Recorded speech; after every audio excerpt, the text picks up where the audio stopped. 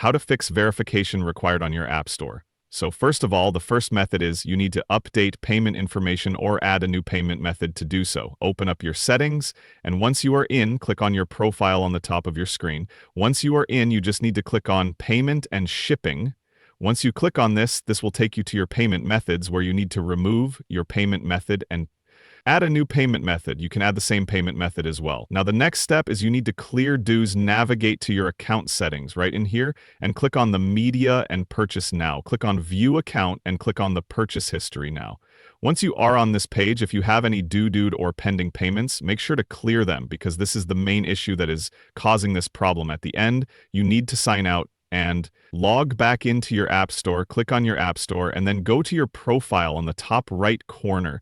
And you just need to scroll all the way down until you see Sign Out button, and you just need to log in again. So hope this helped. This is how you can fix verification required on App Store.